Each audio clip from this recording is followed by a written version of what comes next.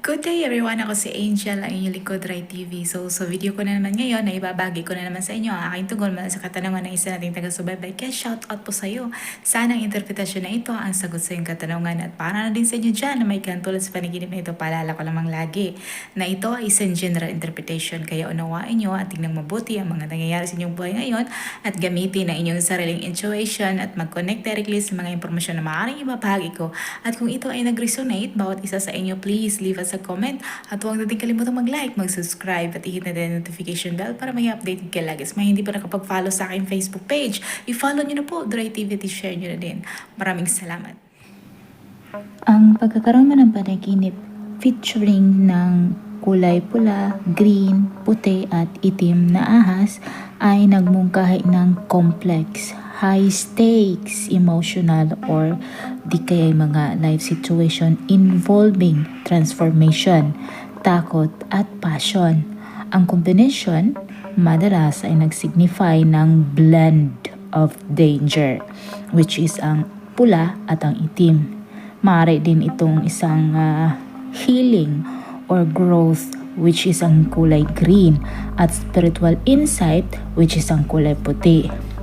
Ang vivid multicolored dream likely ay nag-represent ng isang significant multi-phased change or isang period na nag-require ng balance. At ang K-symbolic interpretation ay ang kulay itim, which is ito yung takot or mga unknown. Ito ay nag-represent ng mga nakatagong emotions or panganib o di kay mga deep, transformative, subconscious forces. At ang kulay pula ay ito yung passion or panganib na nag-symbolizes ng intense o di kay hilaw na emotions. Maaari ito din ay isang galit or passion o di kay warning of a imminent danger. Ang kulay green naman ay ito yung nag-symbolize ng growth or healing.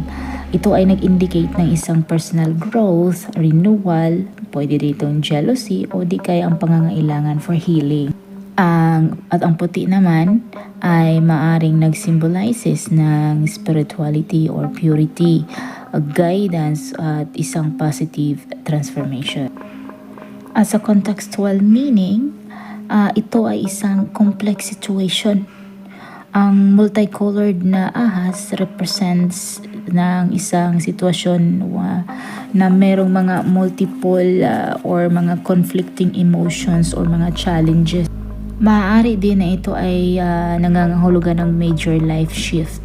Ang kombinasyon ay maaaring nagmungkahi ng isang intense period of change kung saan kailangan mong humarap sa iyong takot, which is ang kulay black sa panaginip, while makakaranas ka din ng growth, which is ang kulay green, and intense emotions, which is ang kulay pula. At kung sa iyong panaginip ay maaaring nakaramdam ka na pagiging threatened, ito ay nag-acto bilang warning na bigyan mo ng attention ang toxic influences or ignored. I-ignored mo. Maaaring ito din na isang urgent matter sa iyong waking life. Ang panaginip ay maaari ding nangangahulugan ng inner conflict. Ito ay maaaring nagsignify ng isang battle sa pagitan ng iyong inner desires, sa iyong takot at sa iyong path tungo sa iyong personal or spiritual development. And overall, ang panaginip, pagkahulugan ay nakadepende lamang sa iyong emotions na naranasan during sa iyong panaginip. Kung ikaw ay takot, maaaring ito ay nagmungkahi ng warning, while curiosity suggests a transformative journey. Sana nagustuhan nyo ang dream interpretation na binahagi ko sa inyo ngayon at magibahagi nyo din sa inyong mga opinion at katanungan sa pagkita na mag-komento sa baba. At kung ikaw ay bago ka lang sa aking channel, ay huwag kalimutang mag-like, mag-subscribe at hit the notification bell para may updated kayo lagi sa hindi pa nakapag-follow sa aking Facebook page. I-follow me, follow Dry TV at i-share nyo na din. Maraming salamat, hanggang sa muli, paalam.